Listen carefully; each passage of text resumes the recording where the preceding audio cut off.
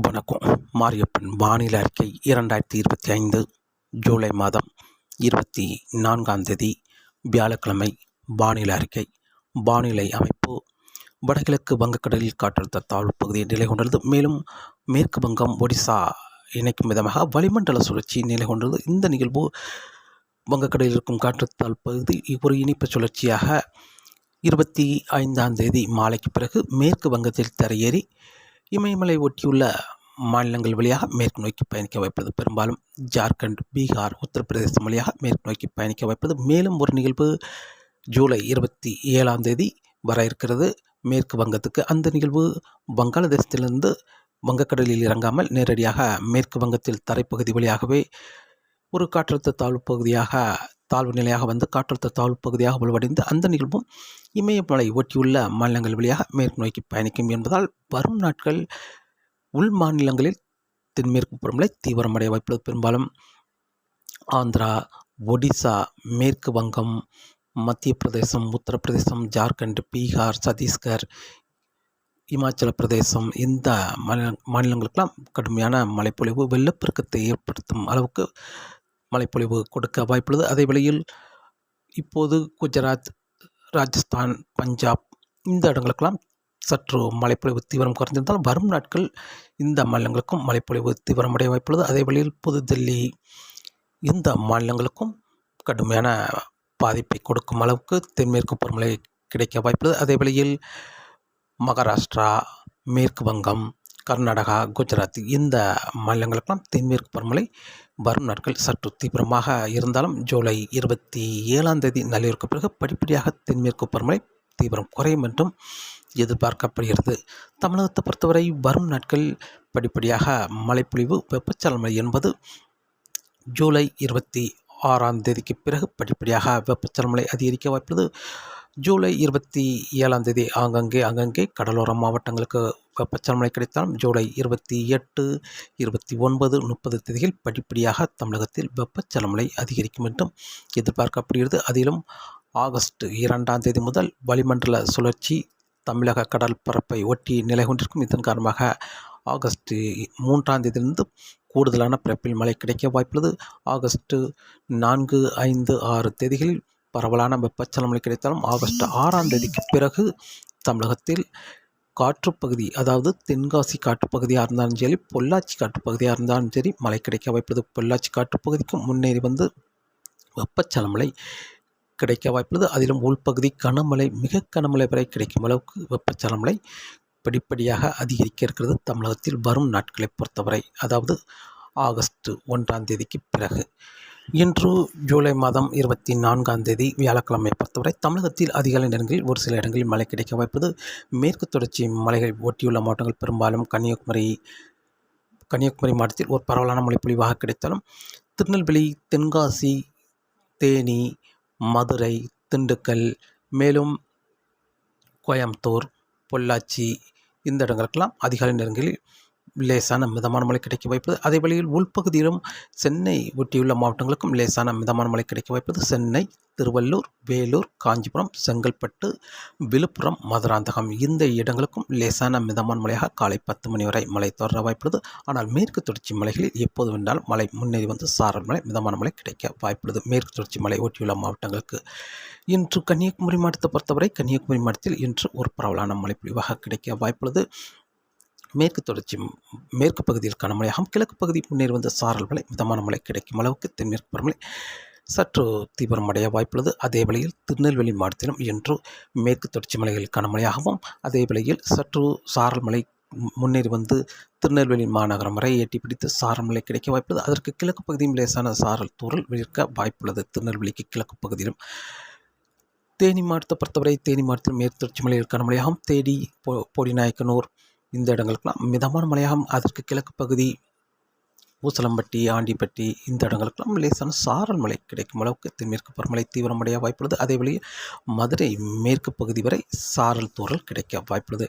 விருதுநகர் மாவட்டத்தை பொறுத்தவரை விருதுநகர் மாவட்டத்தில் மேற்கு தொடர்ச்சி மலைகளில் கனமழையாகவும் ஸ்ரீவில்லிபுத்தூர், ராஜபாளையம் இந்த இடங்களுக்கெல்லாம் லேசான சாரல் மழை கிடைக்க வாய்ப்புள்ளது. அதேபோல் கிழக்கு பகுதி சிவகாசி வரை சாரல் தூறல் எட்டி பிடிக்க வாய்ப்புள்ளது. தென்காசி மாவட்டத்தை பொறுத்தவரை தென்காசி மாவட்டத்தில் மேற்கு தொடர்ச்சி மலைகளுக்கான மழையாகவும் தென்காசி, புளியங்குடி, கடையநல்லூர் இந்த இடங்களுக்கெல்லாம் லேசான மிதமான மழையாகவும் சற்று கிழக்கே முன்னேறி வந்து சுரண்டை, ஆலங்குளம், சங்கரன்கோவில் இந்த இடங்களுக்கெல்லாம் லேசான சாரல் மழை கிடைக்க வாய்ப்புள்ளது. மேலும் தூத்துக்குடி மாவட்டத்தை பொறுத்தவரை தூத்துக்குடி மாவட்டத்தில் இன்று பெரிய அளவில் மழை கிடைக்க வாய்ப்புள்ளது. மேற்கு பகுதி எப்போது வேணும்னாலும் லேசான தூறல் கிடைக்க வாய்ப்புள்ளது. தென்மேற்கு பருவமழை முன்னேறி வந்து லேசான தூறல் மட்டுமே கிடைக்க வாய்ப்புள்ளது தூத்துக்குடி மாவட்டத்தை பொறுத்தவரை. ராமநாதபுரம் மாவட்டத்தை பொறுத்தவரை ராமநாதபுரம் மாவட்டத்தில் இன்றும் மாலை நேரங்களில் லேசான மிதமான மழை கிடைக்க வாய்ப்புள்ளது. மதுரை மாவட்டத்தை பொறுத்தவரை மதுரை மாவட்டத்தின் மேற்கு பகுதி தென்மேற்கு பருவமழை முன்னேறி வந்து லேசான தூறல் துளிகள் விழுந்தாலும் வடக்கு பகுதி பெரும்பாலும் வாடிப்பட்டி, மேலூர் இந்த இடங்களுக்கு இன்று லேசான முதல் மிதமான மழை வெப்பச்சலன மழையாக கிடைக்க வாய்ப்புள்ளது. அதே வேளையில் புதுக்கோட்டை, சிவகங்கை, மேலும் திண்டுக்கல் இந்த மாவட்டங்களுக்கும் வெப்பச்சலன மழை அங்கங்கே லேசான மிதமான மழையாக கிடைக்க வாய்ப்புள்ளது. டெல்டா மாவட்டங்களை பொறுத்தவரை இன்று திருவாரூர், வேதாரண்யம், முத்துப்பேட்டை, நாகப்பட்டினம் இந்த இடங்களுக்கும் லேசான மிதமான மழையாக கிடைக்க வாய்ப்புள்ளது. மயிலாடுதுறை, அரியலூர் இந்த இடங்களுக்கும் லேசான மிதமான மழையாக கிடைக்க வாய்ப்புள்ளது. சீர்காழி இந்த இடங்களுக்கும் லேசான மிதமான மழையாக ஓரிரு இடங்களில் மழை கிடைக்க வாய்ப்புள்ளது.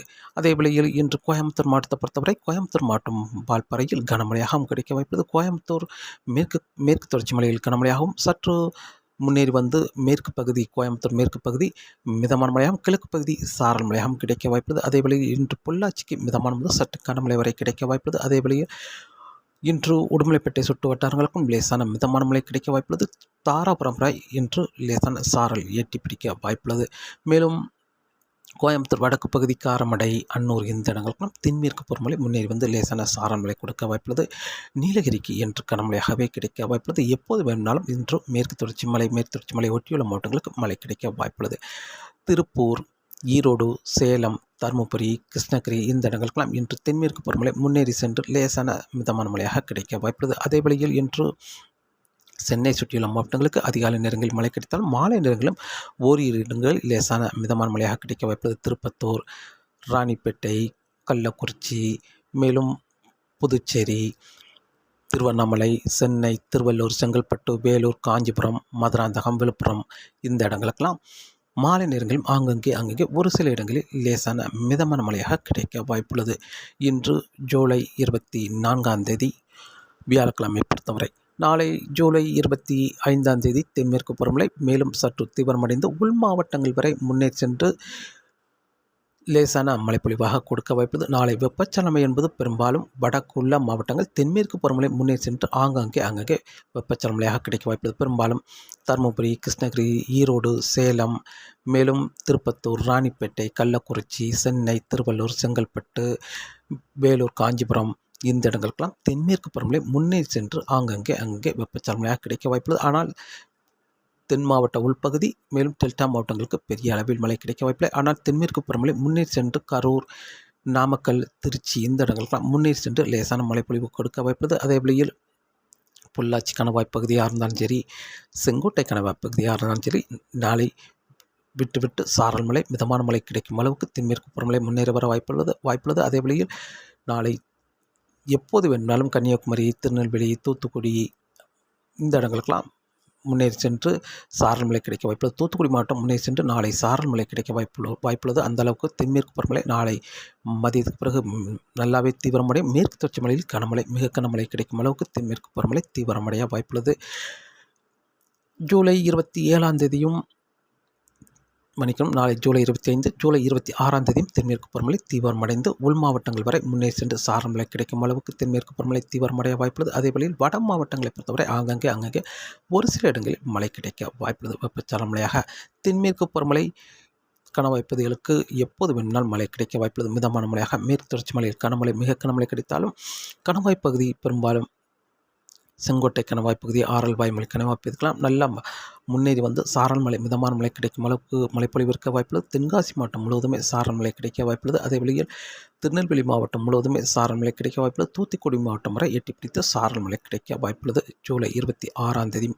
அதே வேளையில் பொள்ளாச்சி பெய்யும் மழை சற்று உள்ளே முன்னேறி வந்து கரூர், நாமக்கல், திருச்சி இந்த இடங்களுக்கெல்லாம் மழை கிடைக்க வாய்ப்புள்ளது. அதே வேளையில் தருமபுரி, கிருஷ்ணகிரி, சேலம், திருப்பூர் இந்த இடங்களுக்கெல்லாம் தென்மேற்கு பருவமழை முன்னேறி சென்று லேசான மழைப்பொழிவாக கொடுக்க வாய்ப்புள்ளது. சென்னைக்கும் லேசான மழைப்பொழிவாக கிடைக்க வாய்ப்புள்ளது. ஜூலை 26ஆம் தேதி.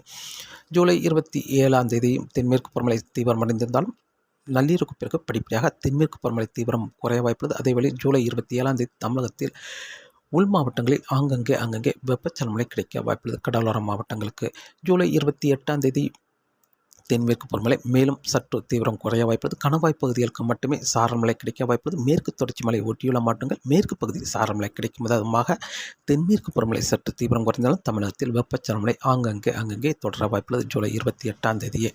ஜூலை 29, 30, 31 தேதிகள் தமிழகத்தில் வெப்பச்சலன மழை அங்கங்கே உள் மாவட்டங்கள் மேலும் வடக்கு டெல்டா மாவட்டங்கள், கடலோர மாவட்டங்கள், சென்னை சுற்றுலா மாவட்டங்கள், தருமபுரி, கிருஷ்ணகிரி இந்த மாவட்டங்களுக்கெல்லாம் வெப்பச்சலன மழை அங்கங்கே கிடைத்தாலும் காற்று பகுதிக்கு வெப்பச்சலன மழை முன்னேறி வர வாய்ப்பில்லை. தென்மேற்கு காற்று சற்று தீவிரம் குறைந்திருந்தாலும் கணவாய் பகுதிகளுக்கு லேசான சாரல் மழை கொடுக்கும் அளவுக்கு தென்மேற்கு பருவமழை தீவிரம் குறைய வாய்ப்புள்ளது.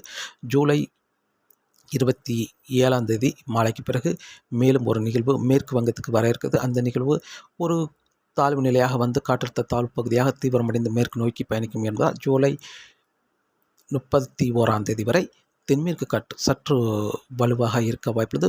ஆகஸ்ட் 1ஆம் தேதிக்கு பிறகு படிப்படியாக தென்மேற்கு காற்று கணவாய் பகுதிகளுக்கு தீவிரம் குறைய வாய்ப்புள்ளது. அதே வேளையில் தமிழகத்தில் வெப்பச்சலன மழை ஆகஸ்ட் 1ஆம் தேதி முதல் படிப்படியாக அதிகரிக்கும். 1ஐ விட 2 சற்று கூடுதலாகவும் 2ஐ விட 3, 4, 5 தேதிகளில் தமிழகம் கடற்கரையோரங்களில் வளிமண்டல சுழற்சி நிலை கொண்டிருக்கும். இதன் காரணமாக படிப்படியாக தமிழகத்தில் வெப்பச்சலன மழை அதிகரிக்கும். அதிலும் ஆகஸ்ட் 5ஆம் தேதிக்கு பிறகு காற்று பகுதிக்கும் மழை கிடைக்க வாய்ப்புள்ளது. அதாவது தென்காசி காற்றுப்பகுதி, ஆரல்வாய்மொழி காற்றுப்பகுதி, பொள்ளாச்சி காற்றுப்பகுதிக்கும் மழை கிடைக்க வாய்ப்புள்ளது. தாராபுரத்துக்கெல்லாம் வரும் நாட்கள் ஜூலை 5ஆம் தேதிக்கு பிறகு பரவலாகவே மழை கிடைக்க வாய்ப்புள்ளது. ஆகஸ்ட் 5ஆம் தேதிக்கு பிறகு ஆகஸ்ட் 6, 7, 8 தேதிகள் படிப்படியாக மழைப்பொழிவு அதிகரித்த வண்ணமாகவே இருக்க வாய்ப்புள்ளது. தென் மாவட்டங்களாக இருந்தாலும் சரி, வட மாவட்டங்களாக இருந்தாலும் சரி பரவலான வெப்பச்சலன மழையாக கிடைக்க வாய்ப்புள்ளது தமிழகத்தில் அனைத்து மாவட்டங்களுக்குமே. காற்றின் வேகத்தை பொறுத்தவரை காற்றின் வேகம் வரக்கூடிய நாட்களில் தொடர்ந்து மன்னார் வளைகுடா, குமரிக்கடல் மேலும் வங்கக்கடலிலும் காற்றின் வேகம் அதிகரித்து காணப்படும். ஆனால் கணவாய் பகுதியை பொறுத்தவரை செங்கோட்டை கணவாய் பகுதி, ஆரல்வாய்மொழி கணவாய் பகுதியை விட பொள்ளாச்சி கணவாய் பகுதிகளுக்கு காற்றின் வேகம் அதிகரித்து காணப்படும். அதிகபட்சம் 45 முதல் 55 கிலோமீட்டராகவும் 60 கிலோமீட்டர் வரை காற்றின் வேகம் இருக்க வாய்ப்புள்ளது கணவாய் பகுதியை பொறுத்தவரை. ஆனால் வங்கக்கடல், மன்னார் வளைகுடா, குமரிக்கடலிலும் காற்றின் வேகம் சற்று அதிகரித்தே காணப்படும். 45 முதல் 55 கிலோமீட்டராகவும் இடையிடையே 65 கிலோமீட்டர் வரை காற்றின் வேகம் இருக்க வாய்ப்புள்ளது. மீனவர்களுக்கு மீன்பிடிக்க வரும் நாட்கள் சற்று சவாலாக இருந்தாலும் ஜூலை 28ஆம் தேதிக்கு பிறகு படிப்படியாக காற்றின் வேகம் குறைய வாய்ப்புள்ளது. அதிலும் ஆகஸ்ட் 1ஆம் தேதிக்கு பிறகு மாலை நேரங்களில் மட்டுமே காற்றின் வேகம் இருக்கும் என்றும் எதிர்பார்க்கப்படுகிறது. அதிகபட்சம் 35 முதல் 45 கிலோமீட்டர் வரை மட்டுமே காற்றின் வேகம் இருக்க வாய்ப்புள்ளது. குமரிக்கடலாக இருந்தாலும் சரி, மன்னார் வளைகுடாவாக இருந்தாலும் சரி, வங்கக்கடலாக இருந்தாலும் சரி காற்றின் வேகம் குறைந்தே காணப்படும். ஆகஸ்ட் 1ஆம் தேதிக்கு பிறகு மீனவர்களுக்கு மீன்பிடிக்க சாதகமான சூழலாக அமைய இருக்கிறது முக்கடலும். தொடர்ந்து வானிலை அறிக்கை கேட்டு பயன்பெறுங்கள். மீண்டும் சந்திப்போம். நன்றி, வணக்கம்.